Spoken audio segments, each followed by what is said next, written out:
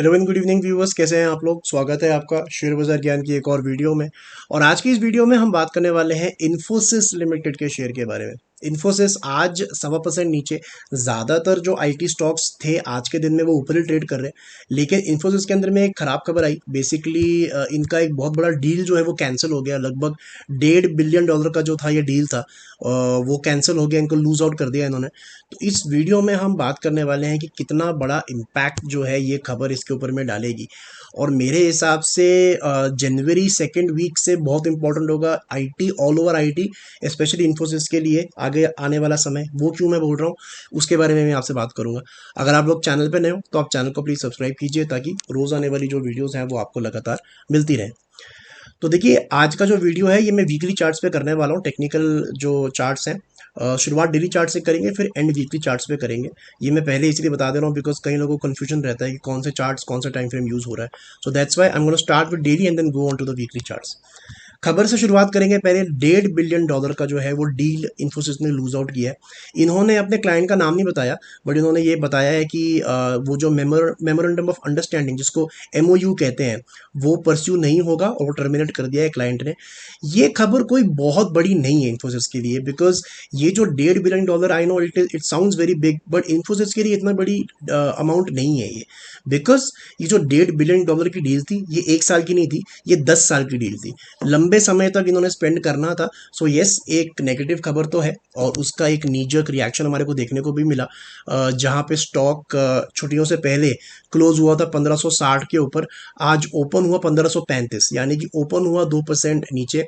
लेकिन you can see that जहां से ये ओपन हुआ वहां से थोड़ा नीचे फिसलने के बाद 1523 तक ये गया था, लेकिन वहां से एक शार्प रिकवरी देखने को मिली और अपने डे लो से इन्फोसिस लगभग 1.5% ऊपर बंद हुआ है।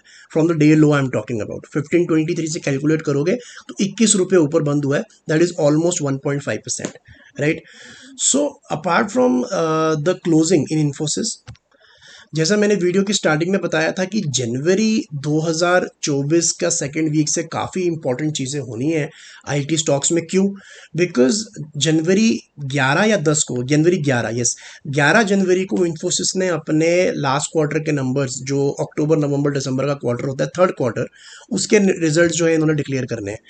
अब ये इंपॉर्टेंट क्यों हो जाते हैं? बिकॉज देखिए, इन्फोसिस का शेयर पिछले कुछ दिनों से चल रहा है, ठीक है, 1400 सवा 1400 के लेवल से अभी 1550, 10% चल गया है ये। लेकिन ये स्टॉक सस्ता नहीं है। बिकॉज अगर आप इनका स्टॉक का पी मल्टीपल देखोगे तो 25-26 के पी मल्टीपल पे ये चल रहा है, और हिस्टोरिकली एवरेज जो ये चलता है वो अराउंड 20 के पी मल्टीपल पे चलता है, ठीक है।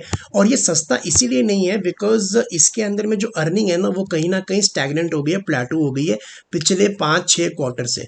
अगर आप देखोगे तो ग्रोथ नहीं दे रही है कंपनी, और कंपनी ने कहा भी था because of the slow down in US, because of the slow down in Europe. आपको इसके अंदर में उन्होंने कहा था कि हमारा रेवेन्यू गाइडेंस उन्होंने 1-2 बार घटाया है। सो बहुत कोई तोड़फोड़ रिजल्ट जो है मार्केट नहीं एक्सपेक्ट कर रही। लेकिन I don't think any negative news in Infosys will be taken lightly, because as I said already stock जो है सस्ता नहीं है। अगर सस्ता होना है स्टॉक को तो प्रॉफिट बढ़ाना पड़ेगा। तो जितनी बारी भी कोई खराब खबर आएगी इन्फोसिस में या बाकी आईटी शेयर्स में, थोड़ी बहुत मार तो पड़ेगी पड़ेगी। अब मैं शिफ्ट हो जाऊंगा वीकली चार्ट्स के ऊपर में और बात करेंगे चार्ट्स की। तो देखिए, इन्फोसिस के अंदर में एक अच्छा मूव तो आया है, लेकिन जो चीज़ सबसे इंपॉर्टेंट है ना, that is follow up buying. Follow up buying आनी बहुत ज़रूरी है इन्फोसिस के अंदर में। अब फॉलोइंग बाइंग का मतलब क्या होता है उसके बारे में हम बात कर लेते हैं। तो देखिए, फॉलो अप बाइंग का सिंपल लॉजिक ये है कि जब भी इन्फोसिस का शेयर ऊपर जाता है ना, जब इसके अंदर एक सेल ऑफ आता है तो आगे से क्या रिएक्शन आता है। बिकॉज ये सेम हमारे को जो इसने अप मूव अभी दिखाया है 1400 के लेवल से जो है 1550 तक गया है, ये सेम मूव हमारे को थोड़ा सा कम लेवल तक, लेकिन जुलाई से सितंबर में देखने को भी मिला था। लेकिन जैसे ही इसके ऊपर में प्रेशर आता है तब इन्फोसिस क्या करता है, और ये प्रूव करने के लिए इन्फोसिस को अपने पिछले हफ्ते का हाई क्रॉस करना पड़ेगा, एंड दैट इज 1600। वाई आई से पिछले हफ्ते का है? बिकॉज पिछले हफ्ते इसने एक रेड कैंडल बनाया है, और यहाँ पे जो सितंबर का पूरा ये टाइम था जब इसके अंदर में एक फॉल देखने को मिला था, आप नोटिस करोगे कि जितने भी रेड कैंडल्स इन्फोसिस के अंदर में बने हैं, किसी भी रेड कैंडल का हाई ये नहीं निकाल पाया था, and that is the reason it fell down, और फॉलो अप बाइंग हमारे को देखने को नहीं मिली। तो यहाँ पे जो इसने रेड कैंडल बनाया है ना, इसको पार करना इसके लिए बहुत इंपॉर्टेंट है, और ये लेवल है around 1593, 1593। So once it closes 1593, और मोटा मोटा आप समझ लो कि 1600 के ऊपर की क्लोजिंग के बाद में इन्फोसिस के अंदर में एक रैली स्टार्ट होगी। अभी तक ये रैली नहीं है, it is an up move. लेकिन रैली कब टेस्ट होती है? जब सेलिंग आती है और सेलिंग के बाद फिर बाइंग आती है। So whoever is invested in Infosys, उनके लिए ये जानना बहुत ज़रूरी है कि आपका शेयर कब चलेगा। I don't think it's a bad buy. 1400-1300 रुपये जिसने खरीदा, आराम से इसको पकड़ के बैठो, अच्छे लेवल्स पे आपने खरीदा है।